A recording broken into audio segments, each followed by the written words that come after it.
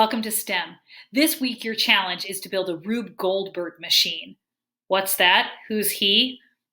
Rube Goldberg was a cartoonist and inventor in the 1940s. His focus was the creation of complex machines to accomplish simple tasks in ridiculous ways. Your first task at the beginning of the week is to learn a little bit more about Rube Goldberg by clicking the video link either on the Week at a Glance or in Schoology.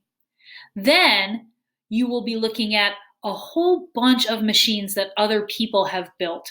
Each machine has many, many parts that accomplish some simple task, whether it is popping a balloon, pouring milk in a cereal, or anything along those lines. Those are the types of tasks that Rube Goldberg machines accomplish. By the end of the week, you will design and build your own machine to complete the simple task of flipping a coin. As you're gathering your materials, remember that any coin will do: a dime, a quarter, even a coin from a different country, like this one. This one's from Greece. But you'll need a coin and some device that will flip the coin as if you were calling heads and tails with a friend. This week's Week at a Glance is chock full of information that's super helpful in building your Rube Goldberg machine. We begin with the challenge that says, in the style of Rube Goldberg, design and build a complex machine to accomplish a simple task. In this case, you will be flipping a coin. You may use any materials that you can find. There is no limit to the materials for this challenge. When you choose the spice of your challenge for this week, you're really choosing the different types of transitions and simple machines that you will use in your Rube Goldberg project. The Week at a Glance itself is chock full of links. And for each day, there are several links that will help you build your machine. The first one, Who was Rube Goldberg, just gives you a little history, shows you some machines that some college-level engineers have created. And the second one goes over the simple machines, so you can think about different ways to move objects through a path in order to flip your coin.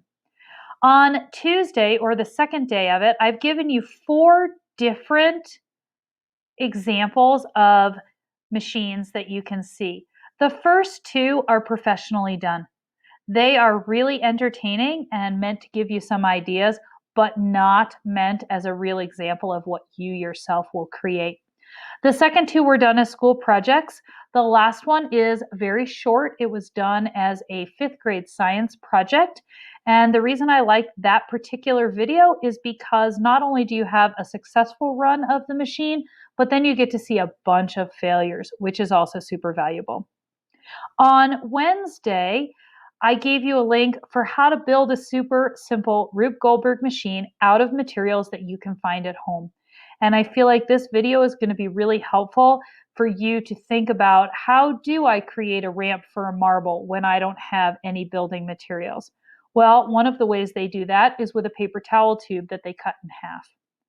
On both Wednesday and Thursday, you should be building your machine. Don't forget to videotape every run just in case you can't recreate your work. On Friday, as always, we have our show and tell. Please put your video in the shared slideshow. Make sure that your video is public so that everybody can view it in our slideshow. Remember that 6th grade sharing is at 11, 7th grade sharing is at 11:20, and 8th grade sharing is at 11:40.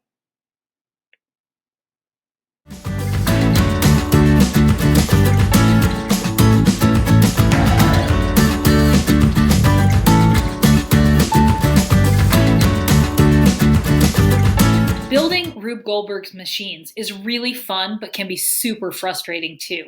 For every successful run, there are dozens of failures. Go back and watch the video about popping a balloon, and not only will you see the success, but 9 failures that led up to it. Be sure you're taking video all the time, so when you do have a successful run, you capture it on film. I hope you have fun this week, and I can't wait to see what you build.